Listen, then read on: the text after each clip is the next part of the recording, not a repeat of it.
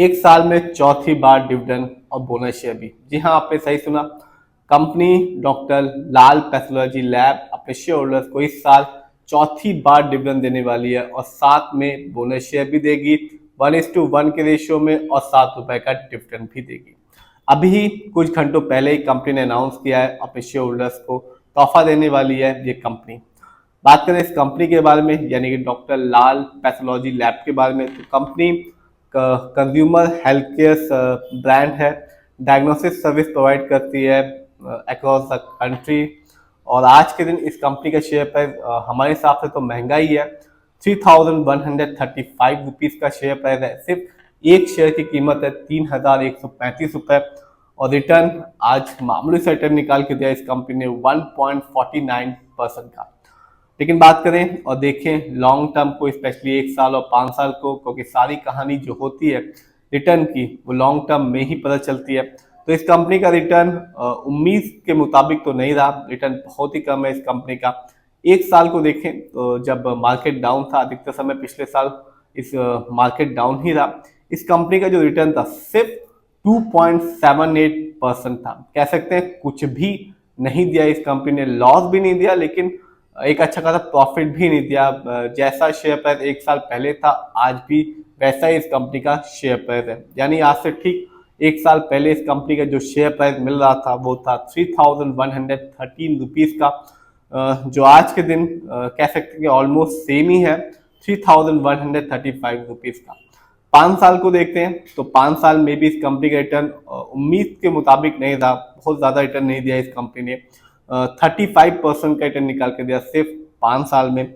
यानी कि 2020 में इस कंपनी का जो शेयर प्राइस था वो था 2174 रुपीज़ का, जो आज के दिन है 3135 रुपीज़ का।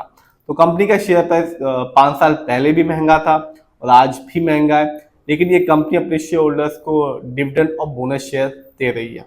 देखते हैं इस कंपनी के इस साल के हाईएस्ट शेयर प्राइस के बारे में। तो 1 साल में इस कंपनी का जो हाईएस्ट शेयर प्राइस गया वो था 3540 रुपीज़ का, जबकि 1 साल में इस कंपनी का जो लो शेयर प्राइस आया इस साल वो था 2293 रुपीज़ का।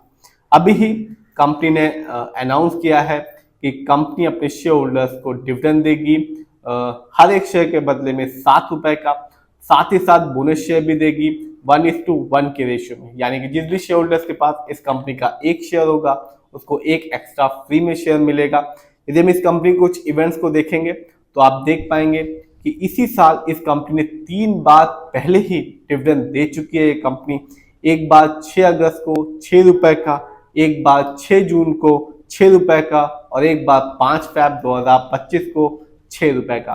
तो कंपनी डिविडेंड दे रही है, 3 बार तो दे ही चुकी है इस साल और अब चौथी बार ये कंपनी अपने शेयर होल्डर्स को जल्दी ही डिविडेंड देगी हर एक शेयर के बदले में ₹7 का। और इसके साथ ही साथ कंपनी ने अनाउंस किया है कि कंपनी अपने शेयर होल्डर्स को बोनस शेयर भी देने वाली है 1:1 के रेशियो में। तो कह सकते हैं रिटर्न उतना नहीं दे रही है लेकिन डिविडेंड और बोनस शेयर तो दे ही रही है। बात करें इस कंपनी के फंडामेंटल्स की तो आप देख सकते हैं मार्केट कैप तो शानदार है इस कंपनी का, 25,878 करोड़ का मार्केट कैप है। लार्ज कैप की कंपनी है, क्योंकि लार्ज कैप का जो मार्केट कैप होता है वो होता है 20,000 करोड़ के ऊपर का। पीबी रेशियो 11.91 है। शेयर मार्केट में एक अच्छा पीबी रेशियो किसी भी कंपनी का कहलाता है 1 या तो बिलो 3। इंडस्ट्री पी अच्छा खासा है, 69.09 का है, क्योंकि शेयर मार्केट में एक अच्छा इंडस्ट्री पी होता है 20 से लेकर 25 के बीच में। इंडस्ट्री पी से साफ पता चलता है कि कंपनी के स्टॉक मार्केट में कैसा परफॉर्म कर रहा है, क्या वो बहुत ज़्यादा महंगा है या क्या वो बहुत ज़्यादा सस्ता है। डेब्ट टू इक्विटी यानी कि लोन कर्ज ना के बराबर है, जो कि एक अच्छी बात होती है किसी भी कंपनी के लिए। इस कंपनी के डेब्ट टू इक्विटी है 0.07।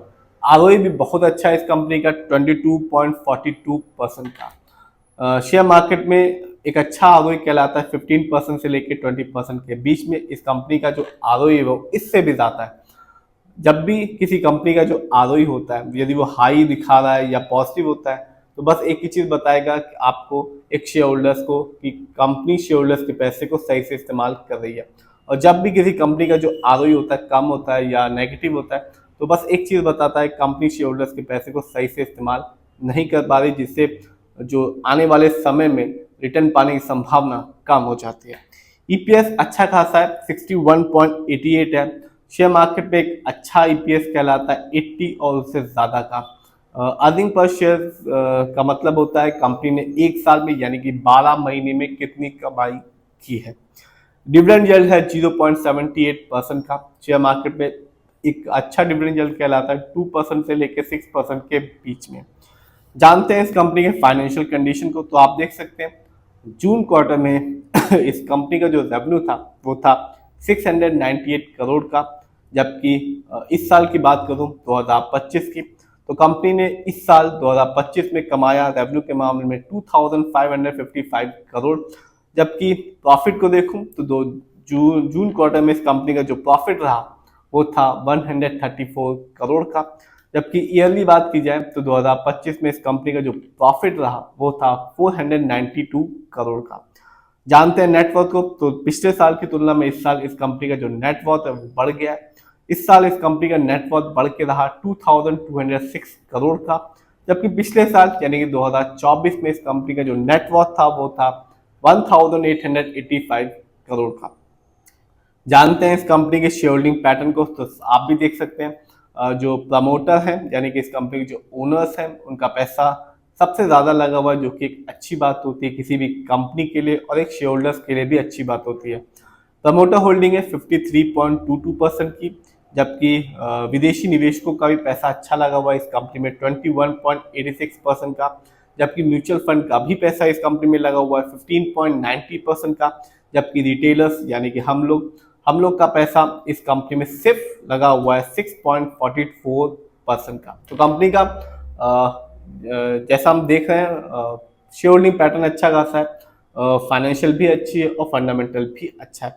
और आज ही इस कंपनी ने कुछ घंटों पहले ही ये अनाउंस किया कि कंपनी एक बार और डिविडेंड देगी इस साल, हर एक शेयर के बदले में ₹7 का, और बोनस शेयर भी देगी 1:1 के रेशियो में।